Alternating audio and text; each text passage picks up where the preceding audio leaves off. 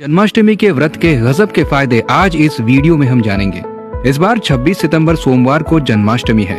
4 महारात्रियां मानी गई हैं, जिनमें से एक है जन्माष्टमी की रात्रि, अन्य 3 होती है महाशिवरात्रि, होली, दिवाली। भविष्य पुराण में लिखा है कि जन्माष्टमी का व्रत करने से अकाल मृत्यु नहीं होती। जो जन्माष्टमी का व्रत करते हैं उनके घर में गर्भपात नहीं होता। एकादशी का व्रत हजारों लाखों पाप नष्ट करने वाला अद्भुत ईश्वरीय वरदान है, लेकिन एक जन्माष्टमी का व्रत 20 करोड़ एकादशी के व्रत रखने के पुण्य की बराबरी का है। जहां जन्माष्टमी के दिन में किया हुआ जप अनंत गुना फल देता है, वहीं जन्माष्टमी की पूरी रात जागरण करके जप ध्यान का विशेष महत्व है। एकादशी के दिन जो संयम होता है उससे ज्यादा संयम जन्माष्टमी को होना चाहिए। पर इसका मतलब ये नहीं कि व्रत की महिमा सुनकर मधुमेह वाले या कमजोर लोग भी पूरा व्रत रखें। बालक, अति कमजोर तथा बूढ़े लोग अनुकूलता अनुसार थोड़ा फल आदि खा सकते हैं। बाजारू खाद्य पदार्थ तो वैसे भी ईश्वर परायण साधक के लिए विष है, लेकिन जन्माष्टमी के दिन तो कृपया चटोरापन, चाय, नाश्ता या इधर उधर का कचरा अपने मुख में न डालें। इस दिन तो उपवास का आत्मिक अमृत पान करें।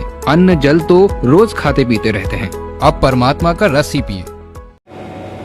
और इस दिन व्रत का कुछ विशेष बहुत विधान है, वो मैं बता दूं, क्योंकि व्रत रखते हैं तो एक जो साधारणतः हमसे भूल हो जाती है कि व्रत वाले दिन हम लोग पेस्ट से जो पेस्ट, जबकि पेस्टों में हमने बहुत बार सुना कि उसमें हड्डियों का चूर्ण होता है, नमक होता है, हम व्रत रखते हैं तो प्रयास करें कि उस दिन जैसे गुलाब चूर्ण का पाउडर है, कोई आयुर्वेदिक मंजन है, या साफ ब्रश से बिना किसी मंजन के भी अच्छे से दांत का कुल्ला ब्रश करके कर लें, साफ ब्रश से या नए ब्रश से, तो भी आपका व्रत चलेगा। लेकिन केमिकल वाले मंजन से अगर बच सके तो उचित होगा, क्योंकि इतना बड़ा विशेष हम व्रत करने जा रहे हैं। दूसरा क्या करना है कि जो नहाने का जल है बहुत विशेष है, कोई छूटे नहीं, ध्यान रखें। नहाने के जल में हमें पहले से वीडियो मिले उसी दिन से सफेद तिल खरीद के रख लीजिए, गंगा जल खरीद के रख लीजिए। नहाने के जल में गंगा जल मिला के सफेद तिल डाल के ही स्नान करना है।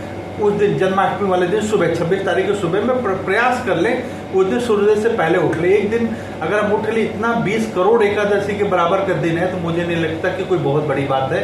भले बाद में सो जाएं, एक अलग बात है, वैसे तो व्रत वाले दिन सोते नहीं, लेकिन फिर भी सुबह जल्दी उठ ले। अगर कोई देर रात आ रहा है तो भी सुबह सूर्योदय से पहले उठ के स्नान करके नियम करके फिर उसके बाद में, और स्नान से पहले क्या कर लें कि थोड़ा सा दान के लिए थोड़ा सा कुछ अनाज, कुछ पैसा निकाल लें। वो क्या करें कि जरूरतमंद को या मंदिर में जहाँ दान कर दें, जब बाद में जाके किसी भी समय दान करें। दान के लिए अनाज कुछ भी हो सकता है, उसमें कुछ दक्षिणा मिला के अपनी सामर्थ्य अनुसार वो अलग रख लें, ताकि उसको संकल्प करें कि हे प्रभु, मैं आज इतने विशेष दिन के एकादशी के दान का संकल्प कर रहा हूँ, मेरा संकल्प पूर्ण हो। आप उस संकल्प कर लीजिए, चाहे मंगल के लिए, जन्म मरण से, वो तो व्रत से ही हो जाएगा, परम पुरुष सदगुरुदेव के मंगल, स्वास्थ्य के लिए, उनके शीघ्र रिहाई के लिए, परिवार का सुख शांति के लिए, किसी भी उद्देश्य से करें, क्योंकि बहुत विशेष दिन है, अवसर चूकिएगा नहीं है।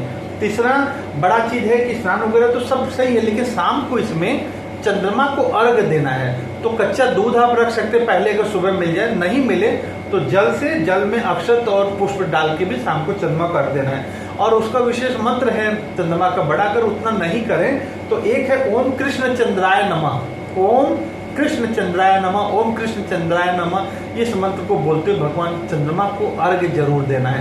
पहला मैंने आपको बता दिया कि सूर्योदय से पहले उठ करके आप संकल्प के लिए चावल, उसमें कुछ दक्षिणा निकाल के प्रार्थना कर लें भगवान से। दूसरा, स्नान के जल में तिल डालना है और गंगा जल मिला के रखना, उससे स्नान करना है। परिवार के सभी लोग स्नान करें। बच्चों को भी प्रयास करें, उस दिन बताएं जन्माष्टमी भगवान के जन्मदिन होगा, जल्दी उठें, तो उस दिन बच्चे उठ जाएं, नहीं तो बच्चे बड़ा आलस करते हैं, वो भी कर लें। शाम को भगवान उसको, अपना चंद्रदेव को अर्घ्य भी देना है।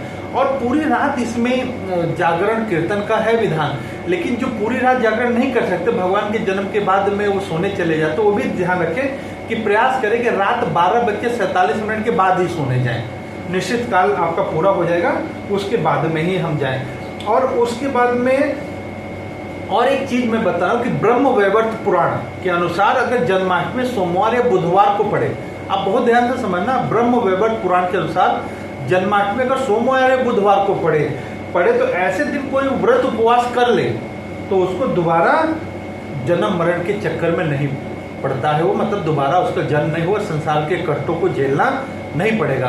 और इस बार इतना बड़ा सौभाग्य है कि इस बार का हमारी जन्माष्टमी सोमवार को पड़ रही है, सोमवार के दिन की जन्माष्टमी। और एक बड़ी चीज इसमें देखिए, इतना बड़ा सुंदर योग है कि अष्टमी और नवमी का स्पर्श हो, अष्टमी नवमी का स्पर्श हो, और रोहिणी नक्षत्र पूरा, भगवान के जन्म तो रोहिणी नक्षत्र में होता है, और पूरा रोहिणी नक्षत्र हो, और यह व्रत सबसे सर्वोत्तम माना गया है। तो आप ये देखिए कि पूरा समय इतना शुभ है कि पूरा प्रभात काल से दूसरे दिन की 2:19 तक पूरा है, रोहिणी नक्षत्र है, अष्टमी नवमी के स्पर्श है, सब कुछ ये 2024 का ये जो हमारा कृष्ण जन्माष्टमी का व्रत है, ये व्रत का विशेष दिन, कृष्ण जन्माष्टमी का मैं बता रहा हूँ, वो बहुत विशेष है इस बार का योग।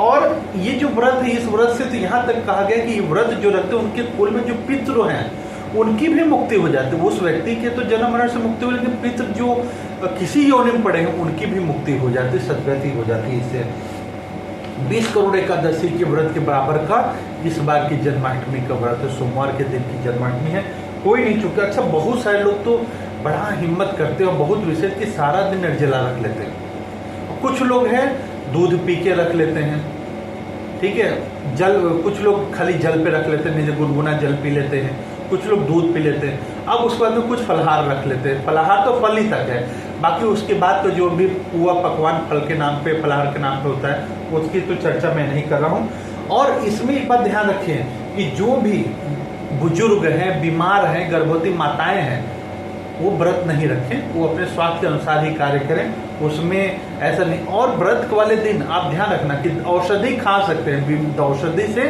आपका व्रत नहीं टूटे, क्योंकि शरीर स्वास्थ्य ही नहीं रहेगा तो फिर आप व्रत क्या रखें, भगवान का ध्यान कैसे कर पाएंगे। तो प्रयास करें, जो बीमार है तो फिर फलहार वगैरह करके औषधि ले लें, उसमें कर लें। और एक चीज़ है, जो व्रत नहीं रख सकते किसी कारण से, उनके लिए एक उपाय भी इसमें कहा गया है। तो आप एक काम करिए कि जरूरतमंद को या ब्राह्मण को, शुद्ध ब्राह्मण जो भगवान आश्रित मंदिर में, ऐसे ब्राह्मण को इतना दक्षिणा दे दीजिए कि 2 टाइम भरपेट भोजन कर सके, उतने का दक्षिणा आप उनको दे दीजिए, जो व्रत नहीं रह पा रहे हैं, तो भी उनका ये विधान माना गया है। तो ये आपको जानकारी मिल गई। और इसमें व्रत का पारण का भी देखिए 3 नियम, 3 तरह का व्रत का है। कुछ लोग तो ये कहते हैं जब तक रोहिणी नक्षत्र तब तक व्रत रखेंगे, ठीक है, तो वो भी उसका नियम है। तो कुछ लोग तो ऐसा करते हैं कि भाई भगवान के जन्म हुआ, उसके बाद में जन्म किया, पूजा पाठ किया, उसके बाद में व्रत पूरा करके अपना फलाहार ले, वो भी करते हैं, वो भी तीनों नियम है। लेकिन इसमें जो है उसमें 2, पहला तो जो है कि अगर फलाहार करके भगवान के